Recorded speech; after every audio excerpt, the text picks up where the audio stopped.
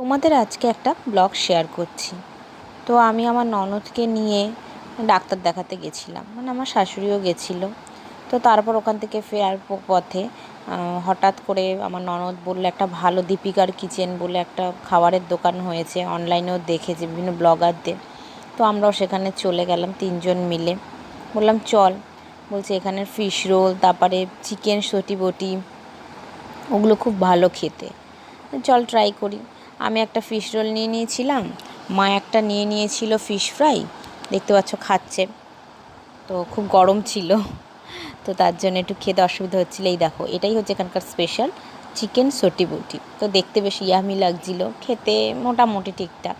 তো সেখান থেকে খাওয়া দাওয়া করে আমরা বেরোলাম, বাঞ্ছারামে গেলাম পাশেই। তো বাঞ্ছারামে মিষ্টির কালেকশানগুলো দেখে এত সুন্দর লাগলো। এখান থেকে নতুনত্ব আমরা কেক মিষ্টির মানে আইটেম খেয়ে নিলাম আমি আর আমার ননদ। তো দেখো কত ভ্যারিয়েন্ট, প্রচুর মিষ্টি ছিল, খুব ভালো লাগছিলো দেখে। তো মা বললো চলো একটু মিষ্টি কিনে নিয়ে যাই, মিষ্টি খাবে? আমি বললাম হ্যাঁ চলো একটু মিষ্টি। তারপরে রসগোল্লাগুলো নিলাম, আমার বেশ ভালো লাগলো দেখে। তো তারপর আমরা গাড়িতে উঠে পড়লাম, বাড়ির গাড়ি পাঠিয়েছিল মামা। তো সেবার আস্তে আস্তে আমরা গড়িয়াহাট থেকে পার করে আসছিলাম। বেশ ভালো লাগছিলো সন্ধ্যাবেলাটায়, আর পরশুদিন খুব হাওয়া দিচ্ছিল। তো বেশ ভালোই লাগছিলো, যেদিন যাচ্ছিলাম বেশ হাওয়া হচ্ছিলো।